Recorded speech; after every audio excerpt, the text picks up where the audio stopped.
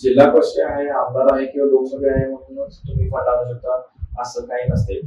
आपल्यासाठी छोटीशी गोष्ट वाटू शकते पण ती त्याच्यासाठी लाईफ चेंजिंग असू शकते. आणि अजितदादा आणि साहेब दोघांचा एक महत्वाचा विषय जे मी शिकलो की विचार करताना शब्द द्यावा आणि दिलं तर शेवटपर्यंत पाळावा. हा आमचा डोंगरे घराण्याचा आणि डोंगरे साहेबांचा आम्ही हाच मेन वारसा आहे. साहेबांनी आतापर्यंत माझ्या जीवनात कुठलाही शब्द जो दिलाय तो 100% पाळलाय. सर्व पुढाऱ्यांना मी या निमित्तानं विनंती करतो आपली सगळ्यांची एक कमिटी करूया.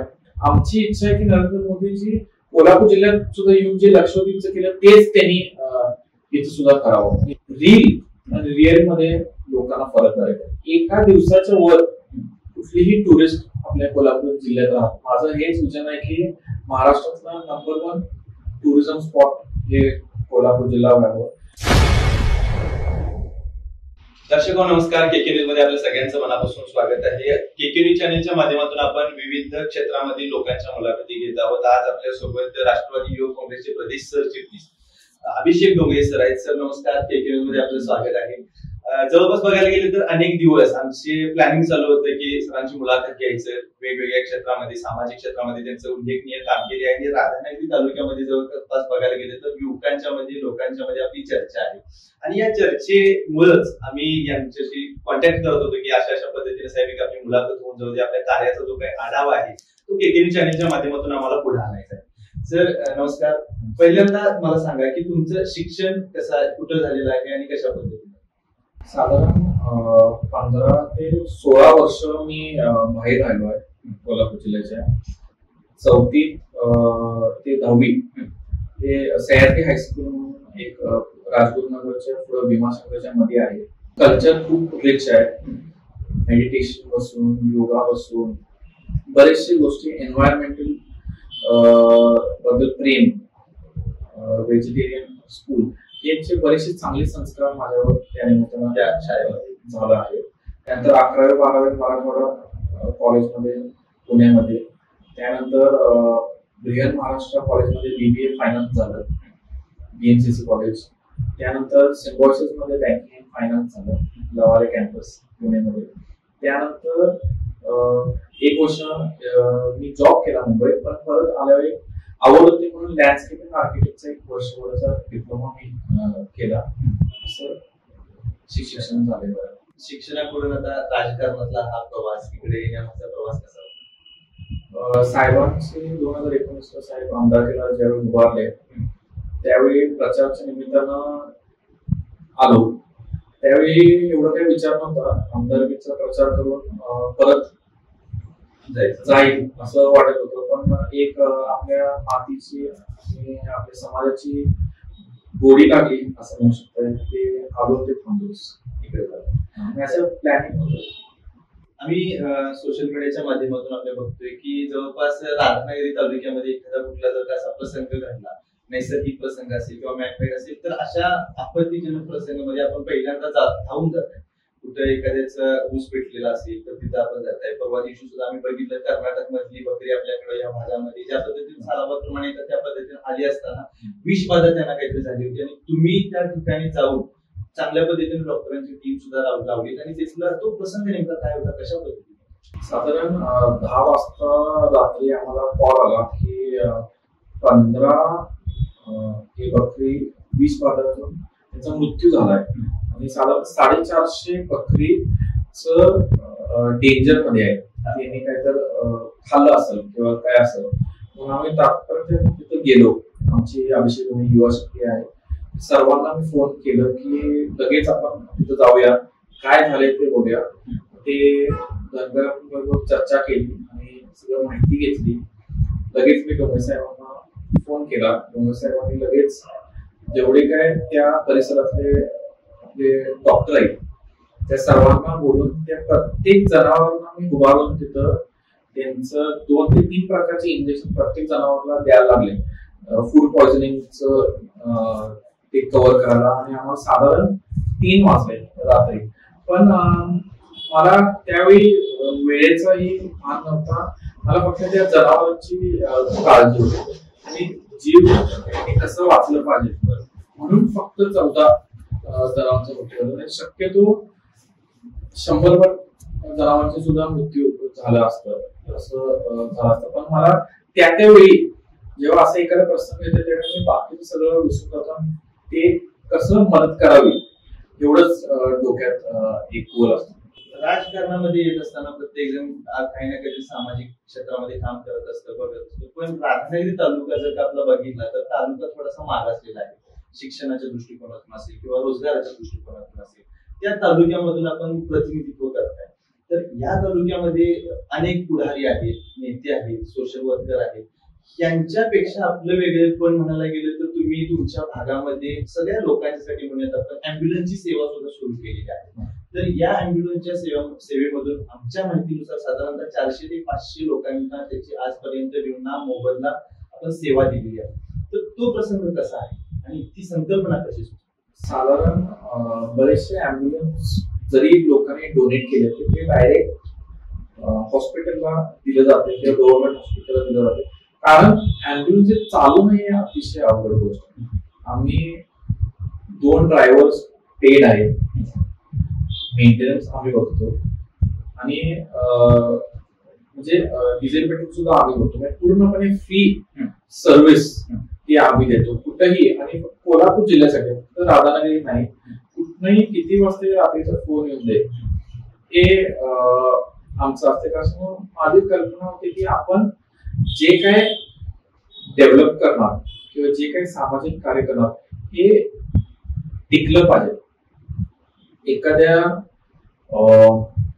गणपती फेस्टिवल असून दे, एखादा आपण मदत करतो ही चांगली गोष्ट असते, आम्ही पण करतो. पण असं काय तर जे पण आपण काम करणार त्याच्या पाठीमागे काय तर ठोस आयडिओलॉजी विचार एक प्रकारचा पाहिजे की जे पुढच्या पिढीला चांगल्या पद्धतीनं जायला. आता हे अँब्युलन्स साधारण 2 वर्ष झाले आणि हे अँब्युलन्स 10 वर्ष 15 वर्ष 6-7 टिकणार. त्यानंतर मी पाणीचं टँकर सुद्धा मागच्या वाढदिवसाला घेतलंय. लोकांना फ्री मध्ये तुम्हाला पटणाने ग्रामपंचायत सुद्धा साधारण 400-500 रुपये चार्जेस लावते. आमचं गव्हर्नमेंट एक प्रकारे आपण बिलकुल फ्री मध्येच दिलंय. भविष्यात आम्ही लायब्ररी स्टडी सेंटर सुद्धा फ्री मध्ये हे सगळ्या युवा शक्तीच्या माध्यमातून आपल्या प्रतिनिधित्व. हो, अभिषेक डोंगरे युवा शक्ती ही कल्पना 2019 ला मी जेव्हा आलो, आमचे अध्यक्ष सुहास डोंगरे आणि आमचे थोडे मित्र परिवार आणि 5-10 कार्यकर्ताच होते त्यावेळी. आता साधारण आमचे 1000वर सभासद. युवा शक्तीच्या माध्यमातून अजून काय काय काम केलं? कुठेही संकट आले की आम्ही आमचा हातभार हे असणार या पद्धतीनं आम्ही काम करतो. कोरोनात आम्ही शिरीदान गरज होती त्यावेळी केली. 2019 ला खूप मोठा पूर आला, त्यावेळी साधारण आम्ही 500च्या वर धान्य वाटप आम्ही केलं. आणि असे प्रत्येक वारकरी समाजांना सुद्धा आमचं वारंवार प्रत्येक वर्ष आमचे काय त्यांचे ट्रॅव्हलिंग बसून बरेचशे ठिकाणी आमची मदत असते. अशा प्रकारे जे काही आम्हाला चांगलं सुचते आणि आम्ही आमची महिन्याला मीटिंग असते. युवा शक्ती काढणं खूप सोपं आहे. हजारो युवा शक्ती आहेत, हजारो मंडळ आहेत. ते वारंवार कंटिन्युअस सातत्यानं ते चालवायचं. त्याच्यावर आम्ही सिरियसली मीटिंग घेतो, त्याच्यावर आम्ही चर्चा करतो आणि काही नवीन करू शकतो. आमचं साधारण 5 वर्ष दर वाढदिवसाला ब्लड बँक असते. आम्ही शक्यतो आम्ही भुके टाळतो आणि काय ना काय तर चांगल्या पद्धतीने आम्ही लोकांना होतो तुम्ही रक्त दिलं तरी माझ्यासाठी वाढदिवसाच्या शुभेच्छा. अशा पद्धतीनं आम्ही युवकांना प्रोत्साहन करणे, स्टार्टअप्स करणे, मोटिवेट करायसाठी लेक्चर बसून आमचं युवा शक्ती दरवर्षी पुरस्कार असते. चांगले चांगले शेतकऱ्यांपासून सामान्य माणसांना कसं त्यांची उंची वाढवून आमच्या राधानगरी तालुक्यात किंवा जिल्ह्यात त्यांची उंची कशी वाढत त्यांच्या कामाची एक थाप देण्याचे विवेकानंद आणि जिजाऊ माताच्या नावाने ते पुरस्कार ठेवतो. जवळपास बघायला गेलं तर नेत्यांची पोरं म्हटली तर शहराकडे त्यांचा जास्तीत जास्त कल असतो. आता तुमचं शिक्षण सुद्धा बघायला गेलं तर शहरामध्ये झालेलं आहे, तुम्ही म्हणजे 4थी पासूनच बाहेर होतो. पण आता जर का बघायला गेलं तर राजकारणाचा प्रवेश असेल किंवा राजकारणामध्ये एंट्री असेल तुमची आणि आताचा तुमचा जो काही सगळा हे आहे किंवा प्रवास जो आहे तो गावाकडे आहे. गावाकडे असलेली जी काही नाळ आहे ती नाळ अजून सुद्धा तुटलेली नाही आणि ते कसं काय शहराकडे असतं. पहिली गोष्ट की मला निसर्गाची खूपच आवड आहे आणि गावाच्या मातीची ओढ म्हणजे ज्यावेळी एखादी गोष्ट मी करतो ते 100% कमिटमेंट घेऊन करतो. ज्यावेळी मी शिक्षण करतो त्यावेळी फक्त शिक्षणाचा विचार होतो, काहीही राजकारणाचा विचार होतो. त्या 15-16 वर्षात साहेबांना काही म्हणजे इथे येऊन राजकारण करणे असं काही नव्हतं, पूर्णपणे शिक्षणाचं होतं. ज्यावेळी मी समाजकारण आमचं मत आहे 90% समाजकारण करावं आणि 10% राजकारण. शक्यतो मी राजकारणात नाही, समाजकार्यामध्ये एक सोशल वर्कर म्हणून ज्यावेळी आपण उतरतो त्यावेळी लोकांच्या संपर्कात 24 तास राहणे हा पहिला प्रश्न. गावातून सिटीतनं गावाला जायला साधारण 1 तास लागतो. आज ते तुम्ही जे म्हणला बकरीचं उदाहरण, मी 10 वाजता गावात होतो म्हणून मदत झाली. मी तेच कोल्हापूरला असतो शक्यतो मला फोन आला नसता. तुम्ही 24/7 अवेलेबल हे युवकांनी जे पण राजकारणात इंटरेस्टेड आहे अवेलेबल होणे. आपल्या एसीच्या रूम मध्ये बसून समाजकार्य होत नाही.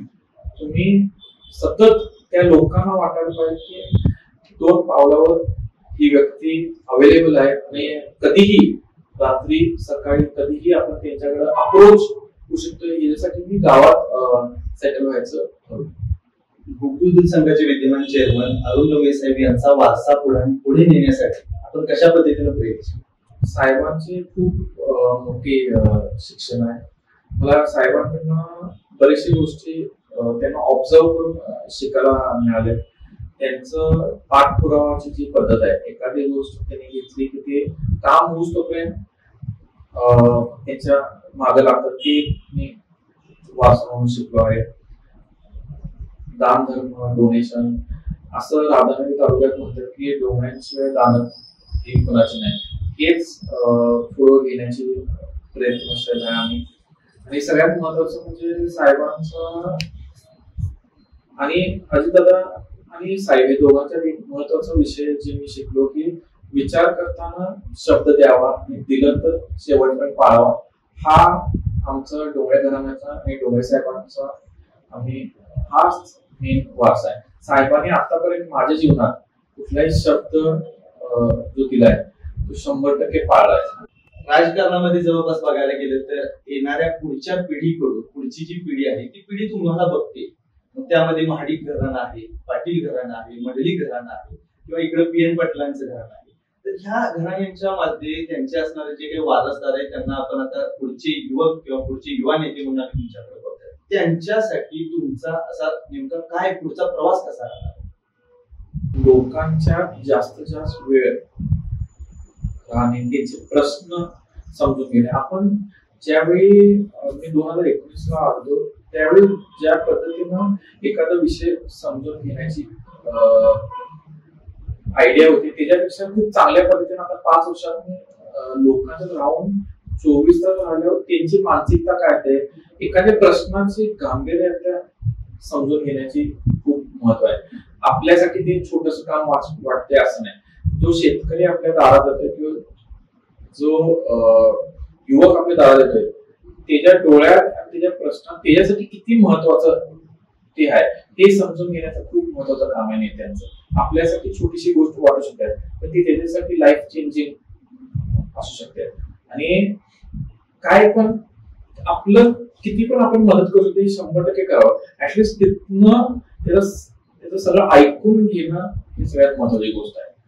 तिथनं मग काय आपण फोन लावू शकतो, काय आपले जेवढी काही कॉन्टॅक्ट आहे किंवा ताकद आहे ही 100% त्या व्यक्तीच्या मागे लावणे हे खूप गरज आहे.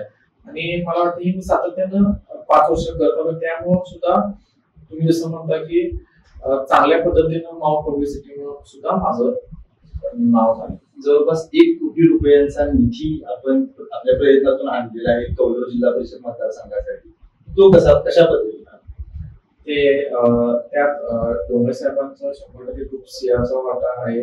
आणि आदरणीय आपले पालकमंत्री साहेबांनी माझी कामाची पद्धत बघून आणि मी ज्या पद्धतीनं लोकांच्यात काम करतो किंवा मला लोकांची सेवा करायची ज्या पद्धतीने इच्छा आहे हे बघून त्यांनी मला ते पाठपुरावा करून वरच्यावर साहेबांकडे जाऊन ती नीती आणली. आमच्या कौरव जिल्हा परिषदेमध्ये सत्ता नसता सुद्धा आपण डेव्हलप करू शकतो हे मला ही युवकांना दाखवायचं होतं की नुसतं तुम्ही जिल्हा परिषद आहे, आमदार आहे किंवा लोकसभा आहे म्हणूनच तुम्ही फंड आणू शकता असं काही नसते.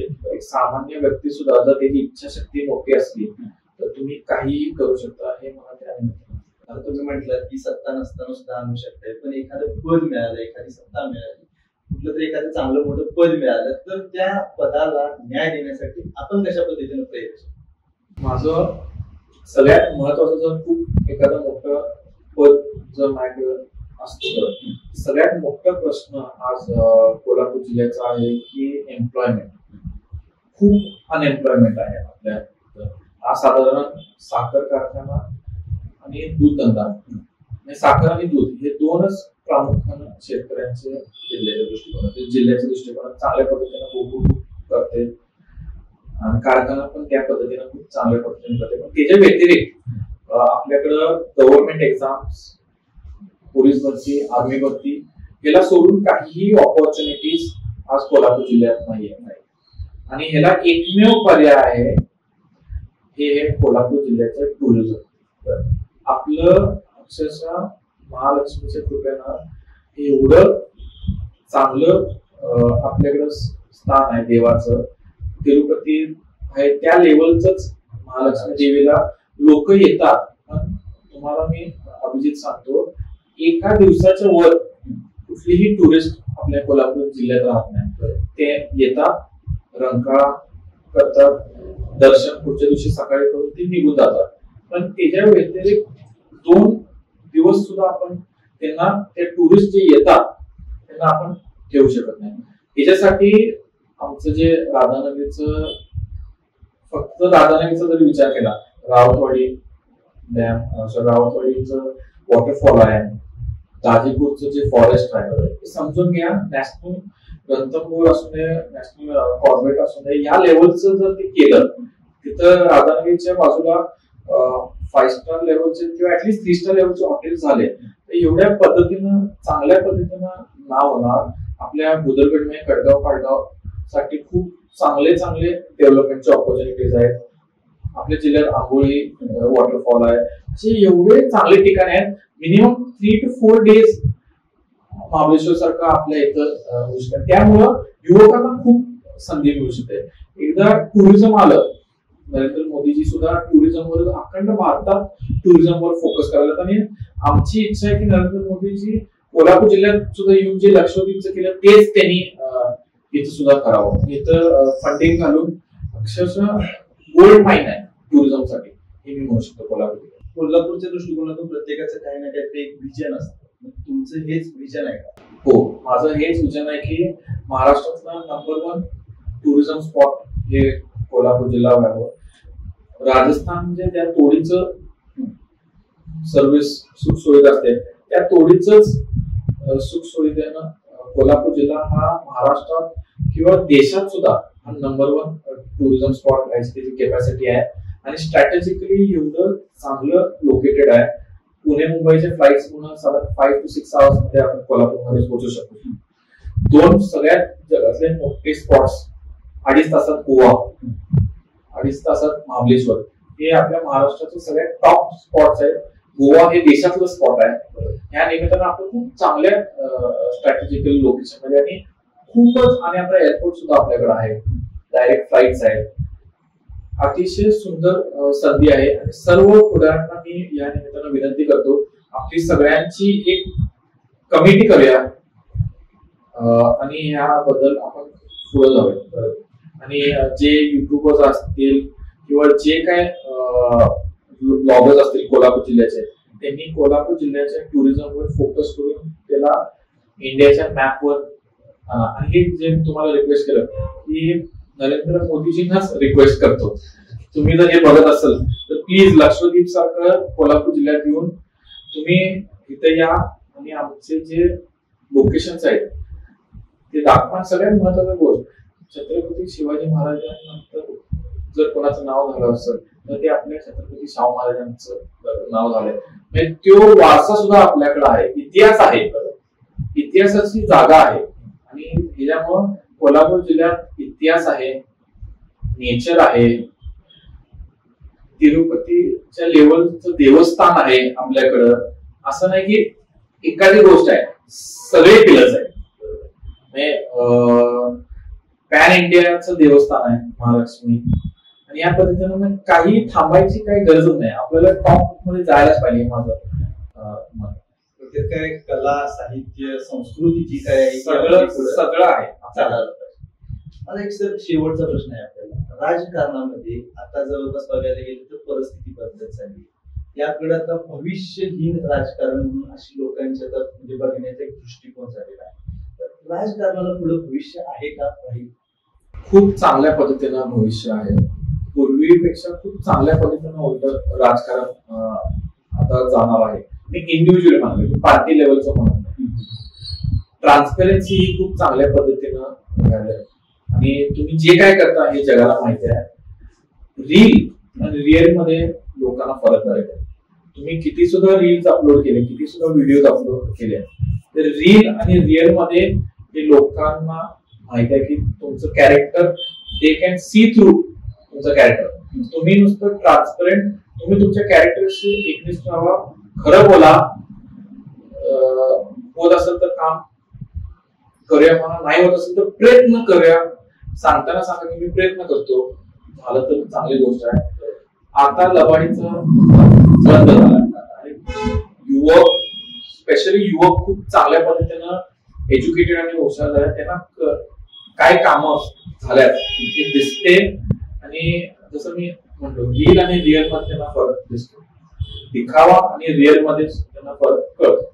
निश्चितच सर, आपण आलात आमच्या स्टुडिओला, भेट दिला. त्यातलं जे काही सामाजिक क्षेत्रामध्ये असलेले हे काम आहे ते काम लोकांच्या पर्यंत यावं यासाठी आम्ही प्रयत्न करतो. तर केके न्यूज चॅनल मध्ये आपण आलात, आमच्याशी भेटलात, आमच्याशी संवाद साधला, त्याच्याबद्दल आपलं खूप खूप आभार मानतो.